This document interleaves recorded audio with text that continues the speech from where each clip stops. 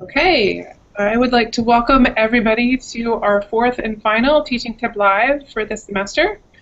Today we have with us Sebastian Heiduschke. He is currently working at Oregon State University and has been there since 2008. At OSU, he is Associate Professor in the German program and Affiliate Faculty in the School of Writing, Literature, and Film. He served as the coordinator of the World Languages and Cultures program and developed the curriculum on the very first online major in German in North America. He holds a Ph.D. from the University of Texas, Austin, a master's from the University of Florida, and 2 BA equivalent degrees in English from Otto Friedrich Universität Bamberg in Germany, and in German from Ludwig-Maximilians-Universität, Munich, also in Germany. He's joining us today to talk about the flipped classroom model. And I hesitate to go into your love of film, but if you want to expound on that, Sebastian, we'd love to hear that too. I'm going to turn the floor over to you, and you can take it from here. Thanks. All right, great. Thank you. Thank you so much.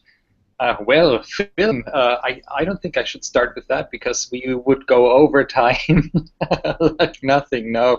And since my task here is really to talk about the flipped classroom, I think maybe we should focus on that and talk about film later, if you don't mind. Great.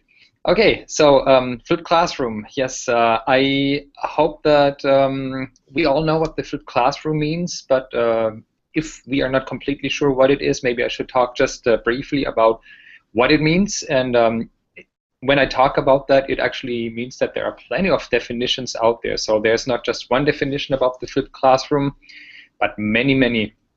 So what does it mean for me? For me, the flipped classroom is a way of engaging with students in a more active way, perhaps. In the classroom, let's say in the traditional classroom, a lot of the time we have the professor standing in front of the blackboard, lecturing, instilling a lot of information into the students who pay attention, or at least so we hope. And of course they don't. They do a lot of other things. They check their Facebook on their computers, they text with their friends, they doodle in the margins of their notebooks and so on. So instead of what's going on in the classroom is not really active learning. And in the flipped classroom, we take that model and we turn it around, we flip it. So instead of the student lecturing, the instructor lecturing in the classroom and the student going home and trying to apply that in their homework assignments, and then of course not understanding what's going on because they didn't pay attention. The instructor lectures at home as kind of the homework assignment, and then the students come back and they apply that in the classroom with the help of the instructor. So homework and lecture are flipped, and that's what it means to me.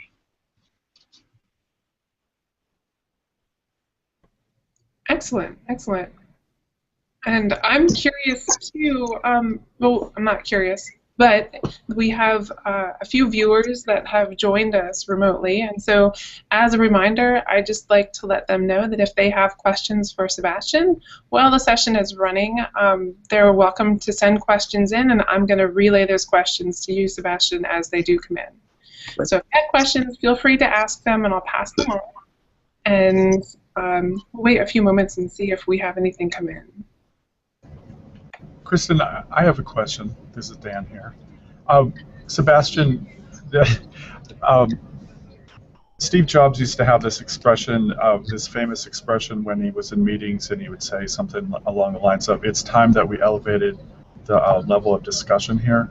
Do you find that that's appropriate for the flipped classroom model? Does it actually help elevate the level of discussion in the classroom, or does it have the reverse effect?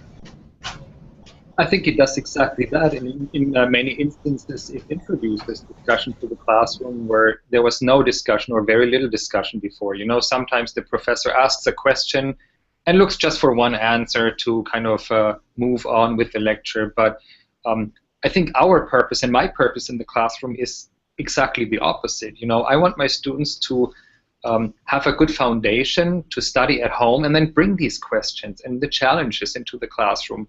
So I don't waste my time explaining things that the students can get through the different medium of the flipped classroom. You know, relaying information is one thing, but then working on these challenges and the question the students have, that's the most important part. So all of a sudden, a student comes and says, you know, in your lecture you said so-and-so, and I looked things up and I found information that is contradictory.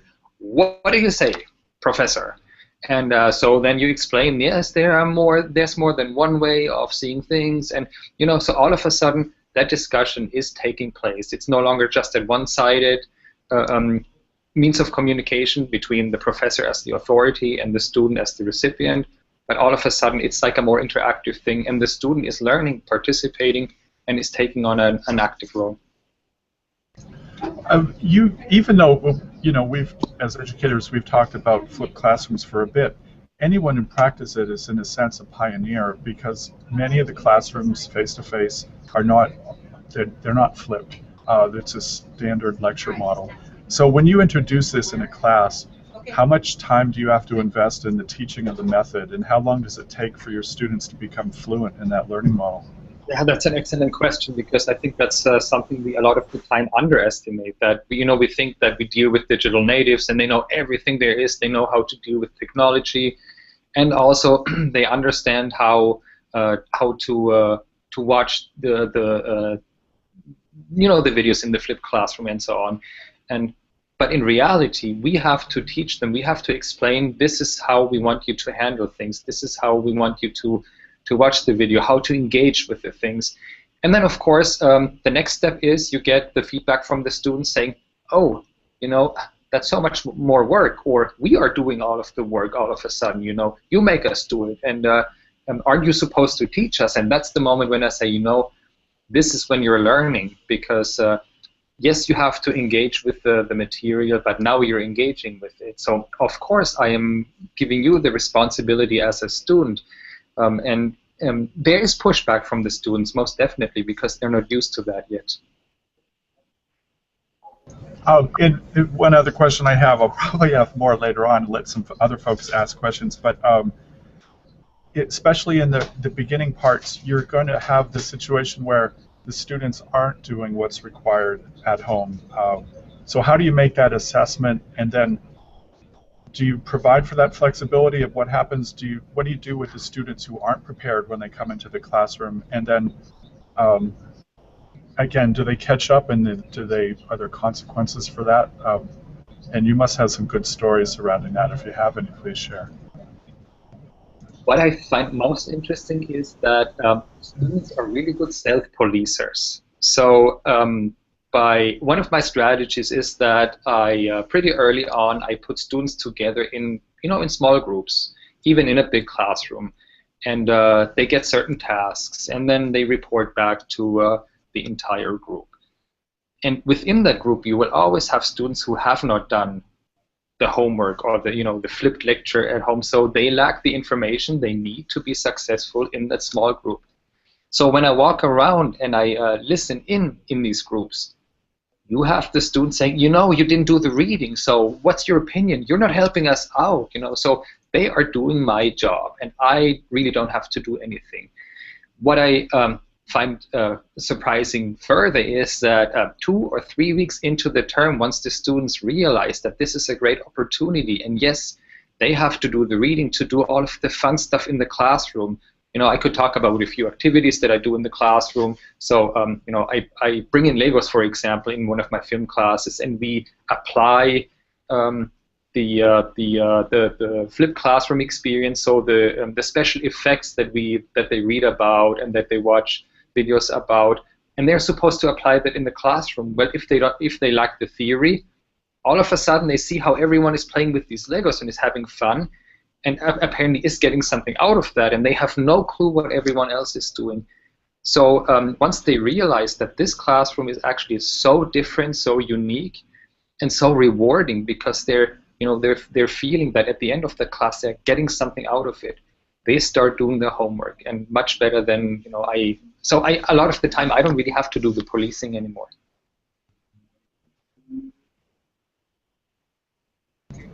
Thanks. Sebastian, could you take us through what you were thinking about as you were deciding to flip your classroom, and sort of what you had to come to terms with as a faculty member, and what you had been doing prior to flipping the classroom, and sort of what you do now? Absolutely. So I think the biggest hurdle was that there's so much material that you want and need to cover, and I teach in a quarter system, which means that I only, in quotation marks, have to cover 10 weeks of material, compared to a semester system with 15 or 16 weeks. But still, there is so much, and just the immense amount of material that you want to put into that flipped model for students to watch and to engage with at home.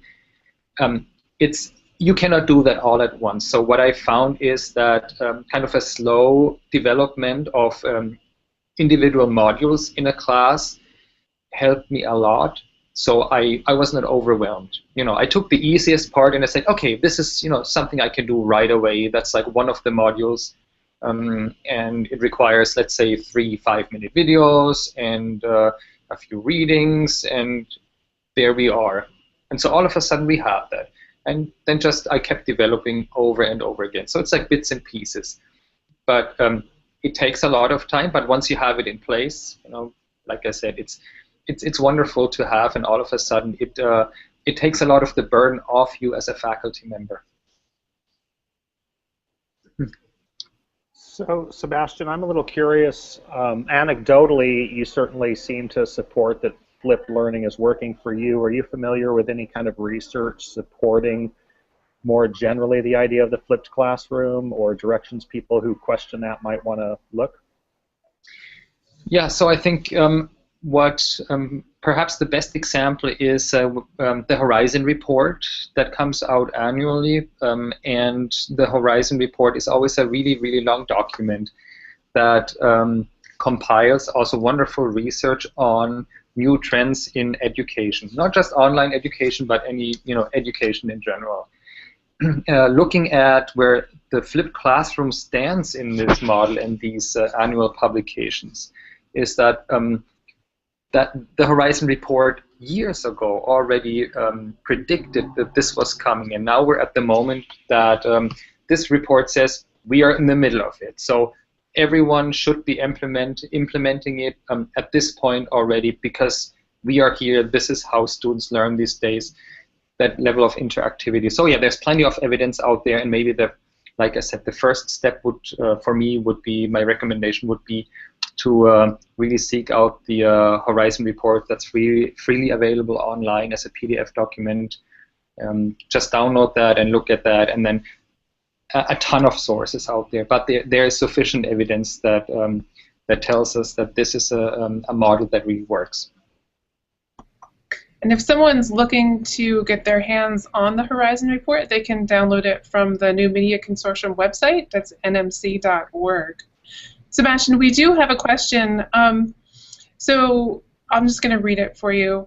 It was suggested to start small with regard to flipping the classroom. It sounds as if you followed this model. For you, what was the most challenging piece of flipping the first class? So I think, like many of my colleagues, I feel that I'm a perfectionist. I want things to be perfect, especially in the flipped classroom. So my dream was to have that wonderful video and very engaging, and with a lot of things in between and very complex. And I found that overcoming that level of perfectionism, I think was the most difficult for me, to say, maybe I'll just put something out there and see what happens. And when I'm in the classroom doing things, I'm not perfect either. So there will be things that go wrong, and I don't know, I spilled spaghetti sauce on my shirt, and so I have to walk around class with this. Well, at least in the flipped classroom, I can avoid that and change my shirt. But things like I start a sentence, I don't finish that sentence. Do I re-record it? I decided against that, so I leave it on there, because this is like the classroom experience. You go, you make a little mistake, and you go, well, so what? You know, in the classroom, I don't have a chance of doing it again. Maybe I should not do it in the flipped classroom either. Based on the conversations we had last week, I think that your classes that you're teaching online typically are mostly asynchronous with a few synchronous sessions. Is that right?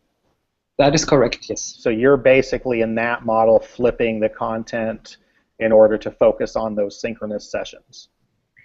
I guess you could say that. I mean, it's yeah, sure. Yeah, let's. Well, no, I mean, because the question kind of comes up since we do mostly asynchronous courses. If we talk about the flipped classroom in that context, in the context of online learning, it's kind of what are we flipping from and what are we flipping to, and what does that change or not change about the things that you flip or do, and also what other kinds of things do you have students doing besides watching lecture video to kind of maximize that synchronous time? Right, right. You know, one of the things that we started doing in like flipping the classroom is in first year German, you know, one of the things is that students always say, we want to do more grammar, or we don't know how that works. You know, how can you help us? Can you explain grammar? So sure, but I don't want to waste my classroom time because you will have the same question a week from now and 2 weeks from now. So just by putting these videos online, the grammar videos, allowing students to pause and to skip back to watch these segments over and over again, you know, then again a week from now or 3 weeks from now or a year from now, going and saying, well, how did that work with the prepositions again, or the dative in the accusative case, and I don't even remember what that means, you know. So just taking that out of the equation for the online, but also the face-to-face classroom, I think has helped us a lot, because now we can say, well, remember that video about the dative case, just go back and watch that, that will answer that. And then we can apply these the things in the classroom. And what kinds of things are you doing to try to promote student kind of interaction or engagement with the video rather than kind of passively watching or just skipping it? Do you do any kind of interactive video pieces, or do you do it in segments with maybe checks or self-tests or anything like that? Yeah, of course, you still have to do these little checkpoints and do some assessment, even if it's just low-stakes assessment, you know, saying, yes, so-and-so watched the video, so-and-so didn't watch the video. But letting the students know that there is still some credit attached to watching or not watching the video. And then, of course, assessing by having students apply that even as a homework assignment. So saying, you know, now you watch the video, and how about you explain in your own words what that was about? Give us a sentence, give us an example, you know, record a video where you give us a sample sentence using that concept that you just had in the flipped classroom. So yes, of course, it's important to have these little moments, these checkpoints, not just for students, but also for the instructor. Sebastian, this is Dan again. I'm wondering if you have any experience with software or tools that kind of data mines the viewing of your lectures. Do you look at any heat maps, or like what parts of the video did the student watch over and over again to determine, is there a difficult concept to learn that maybe requires more supportive materials by you? Reason I ask is because I've read interesting things about it, but I've never actually talked to someone who's put it into practice. Right. I personally don't use any software to figure out what's going on, you know. But I can gauge from the student feedback, the questions they ask in the classroom. What are things that are problematic? And you know, if you teach the same course twice or 3 times, and you get similar questions, you know that this is really a point that you need to emphasize in the classroom. So taking it from there means that maybe we start in the classroom with an exercise that does exactly that, you know, takes that example or takes one of the examples, and we do that together in the classroom. I can walk them through it, or one of the students can try to go through, and then you can say, okay, stop, you know, let's look at that again. So again, I don't really use any software. To me, it's like the interaction and really based on the group of students. And you know, of course, it's different for each class. You know, some have an easier time doing certain things, and some have you know, more trouble with you know, certain years. Well, that sounds actually more personal. With a smaller personal group, you can cater your introductory exercise right to what they want, as opposed to just treating them by numbers.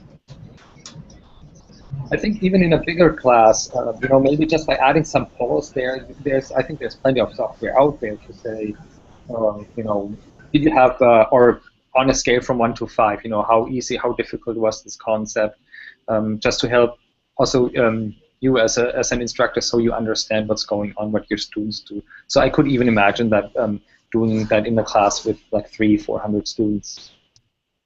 Do you use anything to conduct a conversation between peers and you, between the, you know, before they get back to the classroom, to kind of jumpstart the conversation? Yes, certain homework assignments or prep assignments for the classroom meetings are exactly that. Assignments in groups of 3, 4, 5, you know, where they get together and talk about certain concepts just before they get to the class, help each other out, you know, that kind of the peer model, the peer review, and a lot of the questions get answered that way. Thanks. So it seems really different from the way that many students may be accustomed to participating in a class. So do you hear frequent feedback from students as such, or do you hear something different from them? Yeah, I mean, as I said at first, most of them really hate it, and not because they don't like the fact that they can watch the concept and the, you know, the video over and over again, but it's a lot more work, and it requires students to really work. So this is the challenge, that all of a sudden it's a lot easier to sit in the lecture hall and just, you know, sit back, relax, look at the PowerPoint and know that you can download it afterwards, and that's it. But once you have to engage with the material, you know, something that is on a higher level of Bloom's taxonomy as well, all of a sudden you are in there, and your professor might come and say, so what do you think, you know, or can you, let's do this exercise together. So at first this is almost alienating to them, that all of a sudden they are the center of the of attention in the classroom and no longer the professor. You know, also scary a little bit, because you might be the one who gets to do the thing. So it is tough for students at first. So kind of two related questions. If I were in one of your classes and I were watching some of your flipped video material, kind of what would I be seeing? Would it be kind of you talking and seeing your head there and your mouth moving, or am I seeing slides or screen sharing, or both? And then related to that, kind of how do you produce them for yourself? I know, you know, there's a whole gamut from I'm leaning my phone against a coffee cup to I have a fully equipped studio. So how do you support and actually produce that video? Right, and I think there's a lot of opportunities and possibilities. So the first part of your question was, you know, what do students see? Do they see my face? Well, occasionally, but I don't think that they really want to see my face. You know, they would rather see me explain things and see the visuals of those things. So, you know, like screencasting, screen capturing, all of that, the images, they become important, and seeing the image of whatever, a screenshot of a movie, let's just say, if let's say I teach a film, and so we look at a screen capture, and then, you know, I can point out things, I can draw circles on that, and I can say, you know, look where the shadow goes, where is the light here, where is the camera located, what's the costume of the people, you know, so, and drawing on the screencast, that is really what students are looking for. You know, it's like the document camera in a regular classroom. You know, they're not really interested in my face, but in any of the other stuff. And you had a second part that I forgot now. Because yeah, the second part was just kind of what kind of equipment do you use? I mean, is it, you know, one of the questions is, if I need to film a screencast by going to a specific room and having all this equipment set up all the time, it's not going to be a way I'm going to more spontaneously interact. And then we have other people who are basically holding their phone up and talking to it. What are you kind of doing with your screencast that way, production-wise? A little of the above. So, I mean, this is a good tool, really, since I have it right next to me. It's for, you know, some of the things, it's really great to say, here's the phone, I'm going to put it up, and, you know, 20 seconds, 30 seconds, it's very personal. I have also used students as kind of the production aid, you know, saying, okay, you apply it, and you know, you show me what you have learned, so let's do one of these videos, or more than one video, you know, in class. maybe I explain something in class and students record that on their phones, and then I can compile it and do it afterwards. Or, of course, the professional equipment in a properly, equipped studio for, for like something that might be really important. I think it's also a question of the content that I talk about. Some things require a more professionally equipped studio. But I think it's also fine, and especially in the beginning, maybe as a start, some short videos on the phone, I think, are perfectly fine.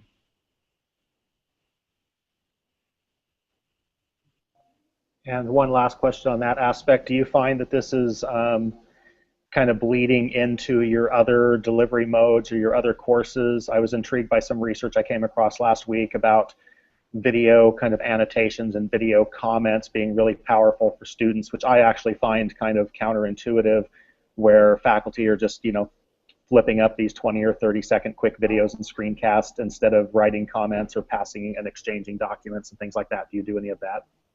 Yes, all the time.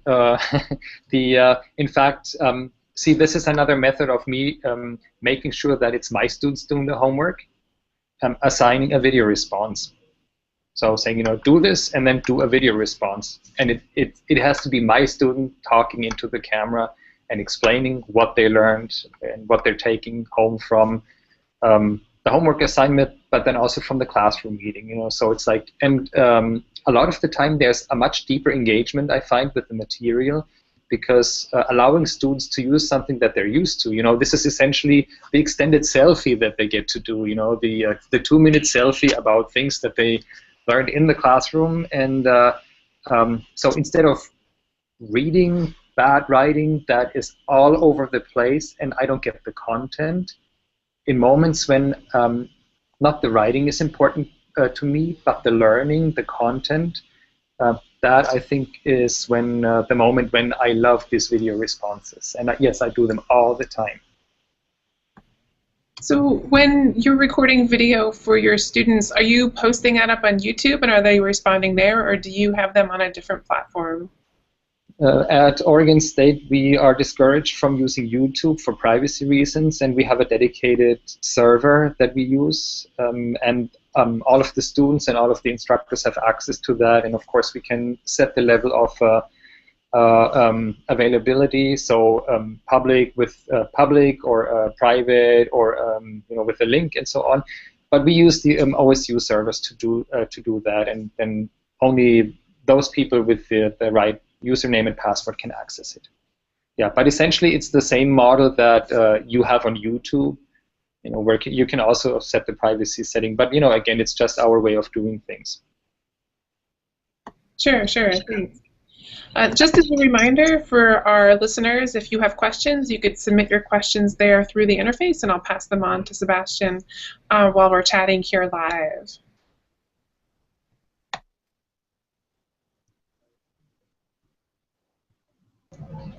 Well, Sebastian, this is Dan again. You talked about, I wanted to go back to the part when you said in the recording, if it's not exactly perfect, you'll just kind of go with it. And I wonder, you mentioned some experience with film, and I'm wondering on what side of the camera that was, and if you think like maybe improv would help at all, or some activity where you're putting yourself out there and you're trying to talk to the students and make it more personal. Yeah, I think that's an important component of that, to say, we are not perfect, and by displaying that I'm not perfect either, and a lot of that might be experimental and experiential. That might be very beneficial to students in their own responses, so they are not discouraged from posting their, let's say, their video responses, and nothing needs to be staged. Of course, I have students who bring in their coffee mug that they specially selected for this video response, because it has the picture of a movie star or so that they want to talk about, or they have a book set up that they really want to show in that video. And I think that's fine, but it's also fine for someone sitting in the library, pulling up their phone, and giving me the video response. It's really the response, the content that counts, not so much the environment here. We're not making, especially for the students here, some videos are really just for delivering content, and others might be better to have in a sophisticated setup. So, go ahead, Dan. Yeah, just a follow-up to that. I have a sense, but I'm wondering maybe you could share your sense of it too. In the course of putting together a really polished video, my sense is that if it's too polished, it becomes almost like corporate training, and people become they put like a certain celebrity factor on you, like this guy's untouchable, he's unapproachable, or if he doesn't make mistakes, then how's he going to relate to me if I make mistakes? I mean, my sense is that it's almost good to see those like little hiccups in the video, and then you know it's real. Like the video that you post, I can see that you have a head cold, and I know you were starting to get a cold in the last class. You know, you can put those two together, and it becomes very contextual. Do you have any like stories or experiences about that, or any observations you'd like to share? Yeah, absolutely, and I think you're absolutely right. I mean, this is head on that this is what students are looking for. You know, the like I said, the classroom experience just in a flipped way. There's maybe like one experience that I want to share. That's we had so teaching languages. We have instructors who are non-native speakers of German, and one of them created a video introducing the textbook for that class. And so she started talking about the textbook, and while she was doing that, she made a really big boo-boo. I mean, making like one of those grammatical mistakes that when you hear them afterwards, you're really embarrassed. And she's, of course, the instructor of the course.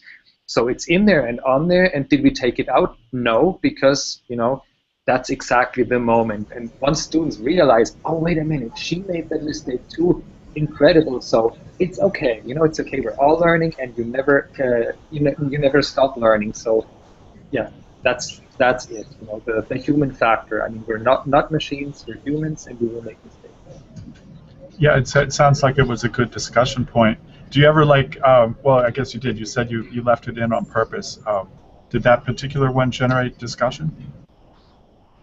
You know, in first year German not, but once you realize that later on that, oh, wait a minute, once you learn that and you go, well, wasn't it in that video? And students go back and say, well, didn't you make that mistake? And yes, obviously. So yeah, absolutely. And that's the learning experience for the students, and, you know, maybe later on. Right. Thanks. Sebastian, we do have another question from a viewer. They're asking if you find that it's much more interesting for you, as well as your students, in the flipped classroom model, because you get to interact with them more than, let's say, you had in the past. Yes. Oh, yes, 100% yes. You know, because we finally get to do, well, let's just say the fun things. You know, I can see how the students start applying these theories, and you can work with them. You know, you can mentor them right in the classroom. You can correct the things right away that they're not getting, or but it's very personal. It's very interactive. It's a much closer collaboration. So I think it's also more rewarding for me as an instructor to see, you know, and at the end of our meeting, we have accomplished something. So, you know, that tactile thing is always in there in the classroom. There's always something, you know, we're always making something, we're always creating something, we're always collaborating on something, and there's a product at the end that's very rewarding for everyone, for the student and, you know, for the instructor. That sounds fabulous. Thank you. So, you know, when talking about doing something new, there's always a fear of failure. I'm wondering if you can share some of your experiences with things that didn't work well or didn't go right, and kind of how you fixed them or changed them to make them go better. Yeah, sure. I mean, things go wrong all the time. I think that's also the overcoming the fear of failure is so important. Like, for example, I know I'm not a native speaker of English, and my biggest issue with English are prepositions. I will never get them right, never ever in the next 60 years or whatever, however long I'm going to live. So being in the classroom and teaching that, and or being in the flipped classroom and doing a video, for example, and explaining things, and then messing up, like at a level where you go, you know, didn't I learn that when I was in 5th grade English, and I should know, but I don't, because at that moment I just don't care. So I think that's it. But you always have the chance of going back and redoing the video if you really feel that this is something that you cannot live with. Sebastian, how often do you update your videos or change up your content, and how does that impact your workload as a faculty member as you're working with flipped classrooms? Yeah, that's a good question. I think there always has to be. It's like it has to be a constant update. But like I said, you don't do everything at once, which means that you don't update everything at once. Some concepts will stay the same. If I explain a grammatical concept, it will stay the same most likely for the next, whatever many years. And so maybe the example that I'm using might be outdated. So that would be a good moment to replace that. But it's really just a question of, well, maybe a question of fashion. So all of a sudden I see myself and I go, whoa, this is an ugly tie, or this is a sweater that not even my grandfather would wear anymore. That's maybe the moment to really, really replace it.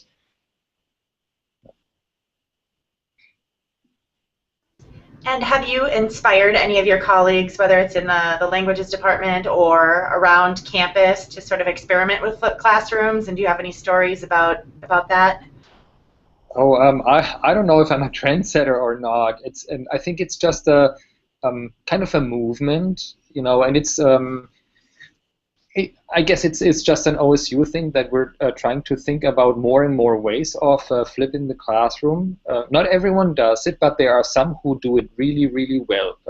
So I don't know if I really have inspired. I think others have inspired me. So maybe that's the story, that I have watched other models and I have seen how well it works, and that it can be done. And if it can be done in other fields, then I want to do that too, because I want to have fun. And so maybe that's it. And I share my flipped classroom experience also in like teaching symposia on campus, and I explain what I do. And so I think especially the younger folks coming in right now, they see how there is the possibility of doing things in a different way, and that you can still teach the content. And I think that's very important, that they are afraid of not being able to teach the content anymore, or kind of watering the course down. And I think that's not the case. So it's exactly the opposite. And by showing that there is still all of the substance in the course, and the students are engaging with the material, and I think that's helpful. So I would say, maybe some of the incoming faculty, the younger faculty who talk with me, they are trying to implement slowly, piece by piece, some of that flipped classroom. So I know that OSU, you have an eCampus that is kind of the parallel of e-learning here, that supports faculty, and presumably they can go there to get some kind of support and guidance with moving to the flipped classroom and the technology involved. But if I were a faculty member and I came to you and just said, what do I do? What are the first steps you would give kind of a faculty member as advice to get started with flipping their classroom? Yeah, so I think I would say that planning is essential. Figuring out, looking at the course and figuring out what are the pieces that can be flipped and can be flipped easily. So the moments, identify where you really just have lecture components in class, and where can those components be transferred to like a video, because if it's just lecture, there has to be an easy way of doing that. And then just providing resources, because I think a lot of the time we forget that a university of pretty much any size has amazing resources available. And maybe I, as a faculty member, I am not aware of some of the apps and the programs and the tools that are out there. But just knowing where to go and who to go to say, who's my contact person. It never hurts to ask. I always ask the folks in eCampus and say, I want to do this. Can you help me? And either they say, sure, because we can also use it for an online course or for a hybrid course, or they say, well, that's not really covered. And, so they kind of go around and around, and essentially it means, no, we can't find another way of doing it, but here's a person who can help you. So it always comes down to, there's a person you can talk to. There is always someone on campus who can help you with that. It's just a matter of finding that person.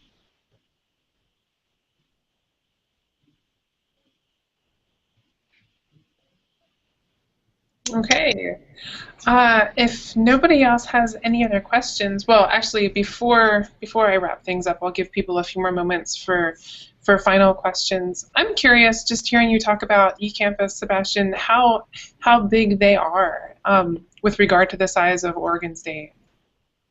eCampus is, well, let me think, I would say it's about 10% of the students, or close to 10% of the students, maybe even more right now, are eCampus students. So in like numbers, OSU has a little below 30,000 students right now, and I think last year we had like 3,500 students enrolled in eCampus degrees. Oh wow!